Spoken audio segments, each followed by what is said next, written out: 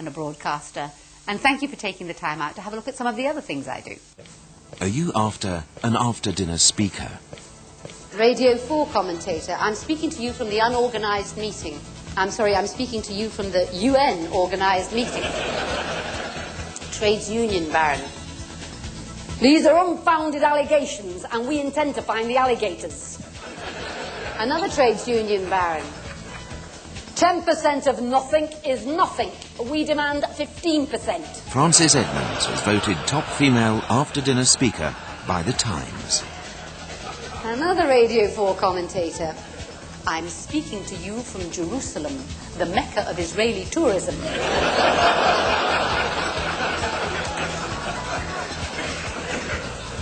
Newscaster Trevor MacDonald in the 10 o'clock news as was. Daphne du Maurier dies in 2 minutes after the break. My own absolute favourite, ladies and gentlemen, on this I'm going to leave you. BBC radio leads during the 91 Gulf War. Us troops have just invaded Kuwait. Oh, yeah, I'm sorry, US troops have just invaded Kuwait. For your conference, are you looking for a host who's clever, colourful and charismatic? Quite unsolicited, I received a letter through the post from Trevor Parker, the publishing director of Contract Journal.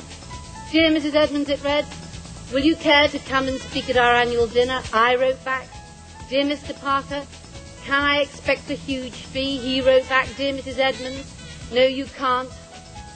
You'd really expect the publishing director of such an august publication to be able to spell the word can't.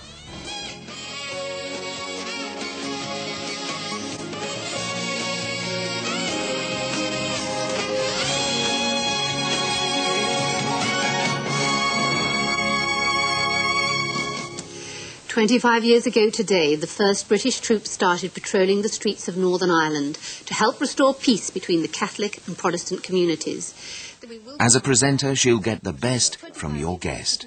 If it is an IRA bomb, do you think this suggests a new wave of terrorism on the mainland? And if so, why at this point in time? Well, if you look back over the period since we were recalled from Holiday to Downing Street for that decision, 25 years ago, 3,000 or more people have been killed.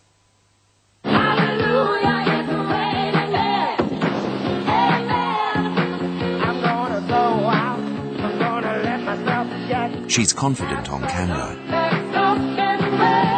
Men, snoring in the cinema, fantasising over football, belching into their bulges. As it often seems that men belong to a parallel universe, not just the opposite sex. I've taken it upon myself to delve the murky depths of the male psyche. And this week I start by looking at a subject that's close to every woman's heart. Romance.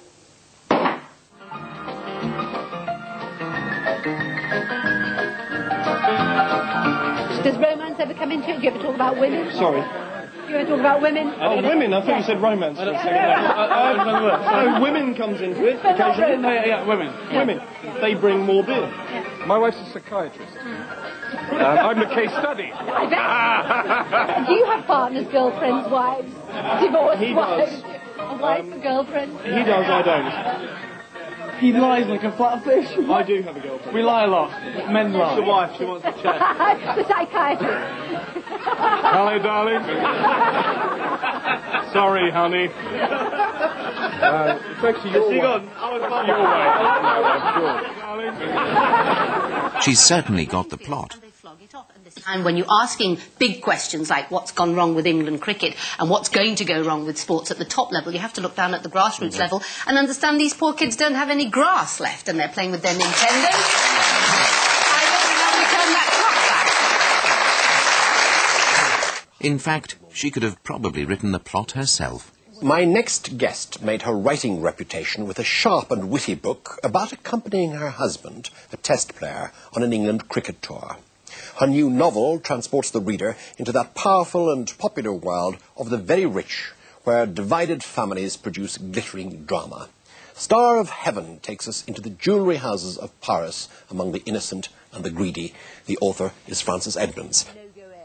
In Star of Heaven, there is a wonderful male character who is called Sharif Khan. He is extraordinarily like a gentleman who sat in that chair not very long ago, Imran Khan. Is there any connection? There is a connection. I mean, in your introduction you say the glittering jewellery houses of Paris, sure, but this book also takes us to the northwest frontier province, this wonderful land between Afghanistan and Pakistan, a group of tribes, the Pathans.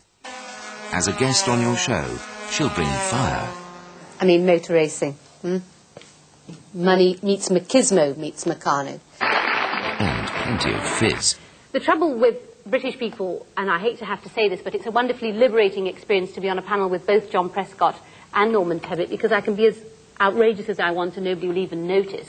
You just... But nothing would stop you. You just scratch every little English man, and underneath there's a terrible xenophobe. And I'm afraid Mrs. Thatcher in her dealings... True in France. Mrs. Thatcher in her dealings with Brussels always lets this come out. Now, Jacques Delors is the perfect bogeyman for her. First of all, he's French. And if we hate any nation on earth, it's the French. Secondly, he's a socialist, which, as you know, in the Thatcher hierarchy of demonology is worse than being a child abuser. And third and most unforgivable, is that the man is an intellectual. Three things...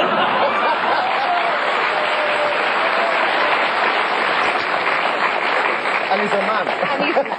Three things which Mrs. Thatcher cannot stand. I'd particularly carry on with Frances Edmonds. I'd love to hear her carry on, because I think many of no those... time for any more carry on.